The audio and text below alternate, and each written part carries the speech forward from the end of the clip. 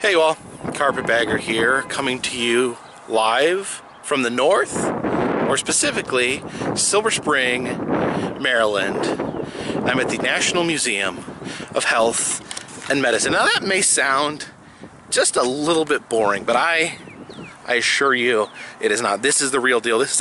Now, I've been here before. This is a new location. This used to be located at the Walter Reed Medical Center, but that has since been closed down. This museum, at least before, it was one of the creepiest experiences of my life. It was like a haunted house with the lights turned on.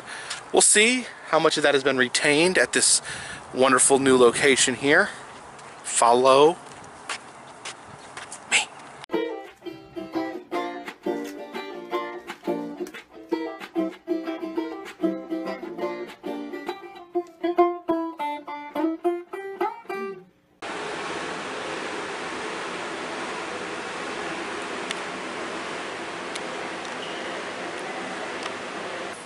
Let me just go ahead and give you guys a big warning here. If anything bothers you or anything disturbs you, any sort of medical item that has a potential of bothering you, don't watch this video, please. Alright, so let's get started. There is a boot of someone who stepped on a massive spike during Vietnam. That's horrifying. And then there's just a body slice of someone's shoulders there. A gold-plated skull. And this is interesting. This is Abel the rhesus monkey. He is the first American animal to survive space flight. God bless you, little guy.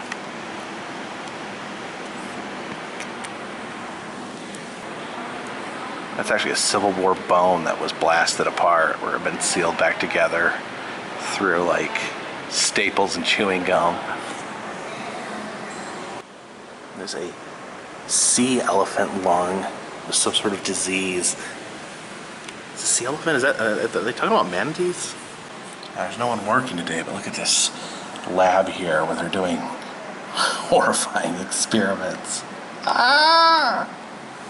Alright, we got some guy's colon here, a bunch of busted up bones, and then this horrifying saw used to cut bones apart. Got a lot of amputated femurs from Civil War soldiers here. Seriously, this is like the land of busted femurs. Check out all these bones with, you can see the bullets still lodged in them. It's pretty crazy. They're all from Civil War amputees. Oh, and here's some skulls that have suffered massive gunshot wounds. That's a bad one. Okay, prepare to be amazed, because this is absolutely insane. Right there is a little chunk of metal that changed world history. That is the bullet that killed Abraham Lincoln. But that's not all, because it gets even crazier. Down here we have chunks of Abraham Lincoln's skull were collected from the autopsy. Think about that. There is Abraham Lincoln's DNA in that skull fragments. I've actually visited a museum in Boston, North Carolina that is trying to get a DNA sample of those skull fragments so that they can prove that Abraham Lincoln was born in North Carolina and that his father was actually a North Carolina resident. And there's some hair taken from Lincoln during his autopsy. Wow, they're really going all in with these bones, these fractured, horrifying bones. Look at these. Look at that hand. Ugh. So many ghoulish bones.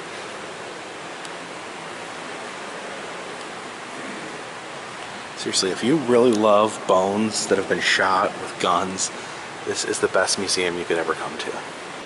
Now these are like mannequins and dolls that are used to teach doctors, but they are super duper disturbing. That little doll right there is anatomically correct. And then this wax model of a half dissected head is just plain horrifying. This embryo right here basically is just a xenomorph. This here personally makes me a little uncomfortable, so fast forward a few seconds, but I'm going to go ahead and show it.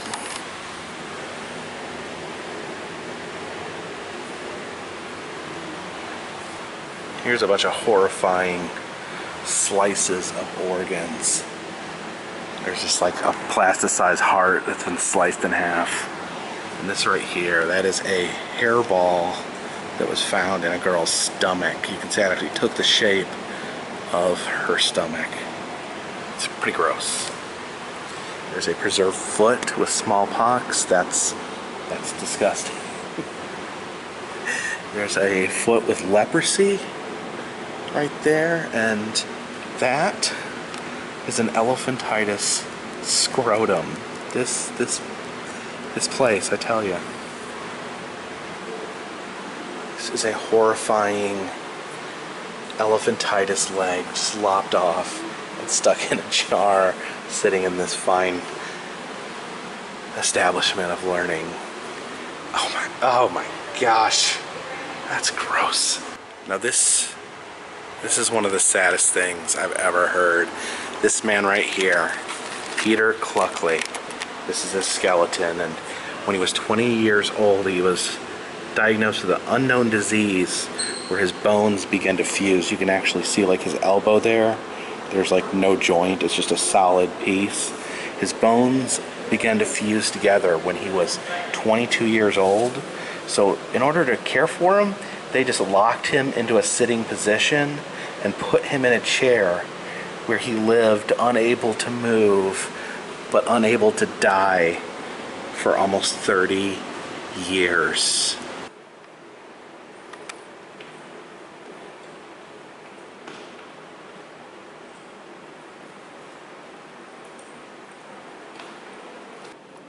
Look at all these brain slices. I am way too classy to make some sort of zombie joke right now.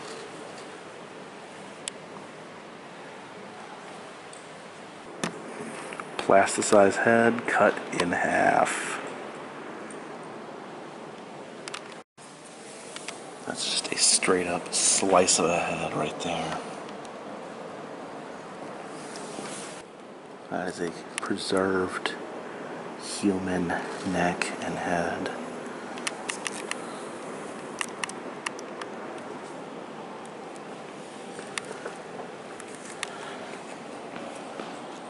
Oh, look at that, those hands. Why are there 3 hands? I don't even want to show this, but that right there, that is a plastinated vagina. Seriously, is this a museum or Ed Gein's basement? That monstrous thing there that looks like a Christmas ham, that is someone's extended and bloated colon. Ugh.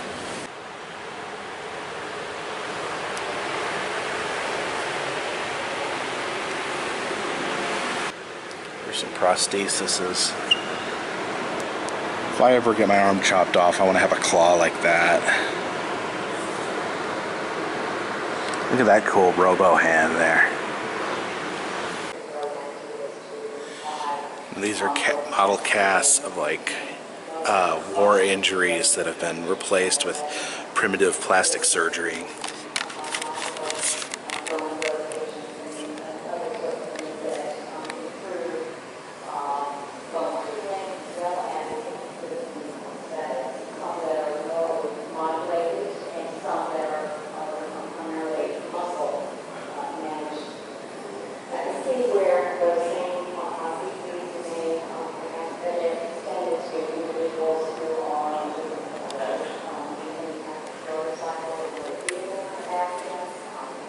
Check out these old military helmets. That doesn't say if this guy survived or not, but it looks like he was protected. I see some more modern helmets that have taken damage.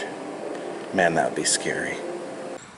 So wow, that was even more intense than I remembered. And I know the experience here is supposed to be one of education, but to me, that is a house of horrors, a house of endurance.